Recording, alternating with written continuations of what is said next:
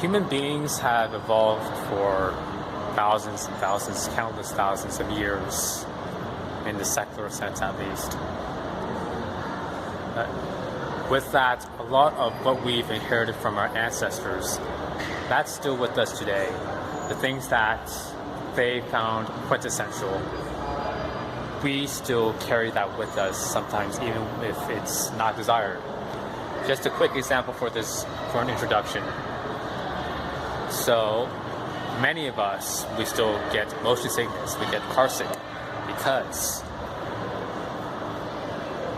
the way our brain works is we see ourselves moving, as in our brains are moving because of the motion of when we're in a car or a bus. And we're trying to look down on a piece of paper, trying to read something, and our brain doesn't understand.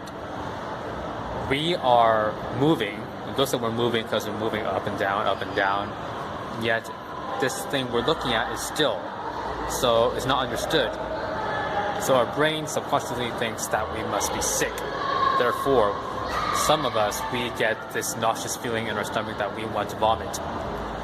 This is a very annoying nuisance to many people, many modern people, getting motion sickness.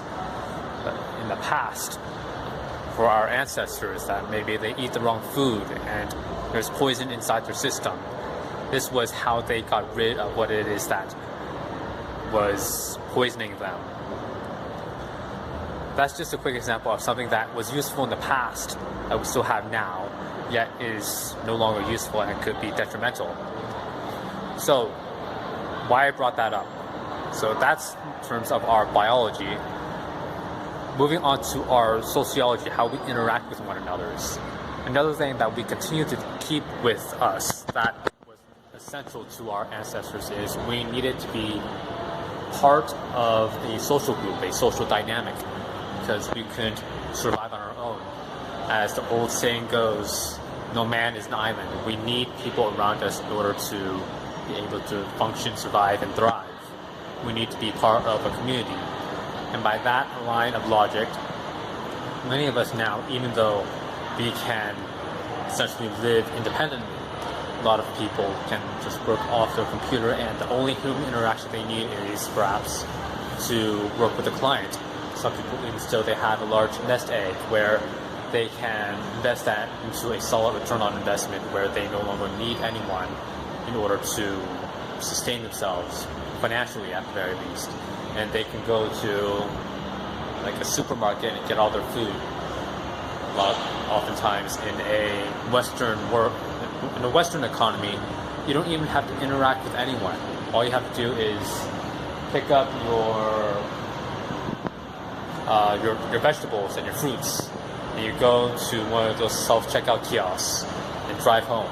You don't have to talk to anyone. That was then. Well, that's now, rather. But again, as same line of logic of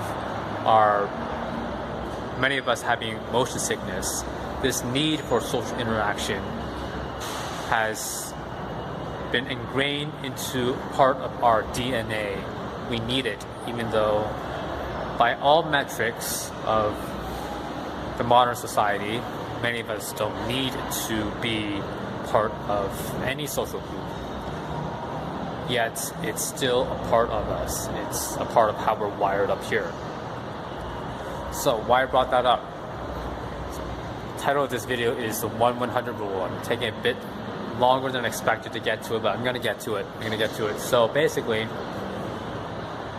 we need to be part of a social group, right? And by that line of logic, if we're already part of that social group, we don't want to be lost. We don't want to be thrown out of that group. Because, again, our ancestors, if they were thrown out by whatever group they were part of, their hunting buddies or their village, well, they're not going to survive on their own. They're going to get eaten by a tiger or whatnot. So it is helpful, therefore, to remain in the good graces of these people that we live with. That is, we want to agree with the things they agree on. We want to conform to that social group, that social dynamic, that social milieu. Because we want to continue being part of it. We want to continue being friends, allies with these people, so as we can survive and pass down our genes. Now, oftentimes this may entail us doing things that we ourselves as individuals we don't like. We may say or do things that we don't agree with, but we do them anyways because we want to continue being part of whatever group that we're part of. This also goes to the manner of sometimes we don't say things that we want to say, or we just pretend to agree with things just for the sake of remaining in that group. Now, why is that important to the 1-100 rule? So here's the 1-100 rule as I'm defining it. It's whenever you're in any social dynamic, whether it's just you're out in the streets or you're in some big conference or some wedding or anything in between, anywhere where you involve a whole bunch of people, if one person says something to you, odds are many other people are thinking the same thing. For every one person that says or does something to you, 100 people want to do the same thing. They're just too scared to step out of that social dynamic of conforming with the group. Now, of course, that's the 1-100 rule. This isn't an exact science, as no one can really pinpoint exactly how many people are thinking what, as we're no mind readers. This is just a general frame of reference, so the numbers aren't to be argued. It's the concept of for every one person that does something or says something to you, many other people want to say or do the same thing. Now, this can apply to a variety of different situations, whether it's someone that is complimenting or insulting you, offering a thought or an opinion, doing some action. It applies to all of these, and I may have left out many others, but I think you understand my point. Anyone that takes action through word or motion, you can safely assume that many other people want to do the same thing. They just don't want to step out of that zone. They're scared by that. I need to conform with the group.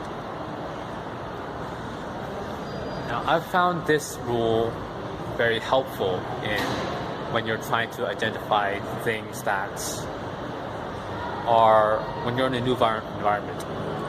That's what I like to say. When you're in a new environment, as I've been in so many new environments, so many different nations where I've been by myself, I found this very useful, where in any type of dynamic, whether you're just passing someone on the streets and they say something, whether it's something you'd like or rather not hear, or whether it's in a more intimate social circle. And this is especially true when these people that you're being surrounded with are of they can be categorized in a general demographic, whether it's culture or nationality or what have you. That is going to further reinforce this 1-100 rule. If one person in this type of group where you can generally categorize them says or does something to you, odds are many other people that are a part of their group are thinking or want to say or want to act on the same thing. Again, going back to a personal example, me being in so many different countries by myself, like this is a fairly empty shopping mall in Kenya, Nairobi, Kenya, where you're by yourself. This is a very handy rule of thumb to hold. We're just trying to get the vibe of people, how people are going to treat and act towards you, how they think about you. And it could be just more than just one city or one country like Nairobi or Kenya respectively. It could be a certain subsection of a certain city. Say you're in a affluent neighborhood, how do people react towards you? Like, you take one person that acts out of the ordinary, well, sometimes they are an outlier, but oftentimes they're an indicator of the general mentality of that area. Or you take the opposite side of the economic spectrum, is someone that's living in the slums. How do they act towards you? If it's 1, 2, 3, 4, 5 people, well, odds are they're not outliers. That's the way you're generally perceived within that nucleus, let's say, if that's the correct word. That's how people there see you.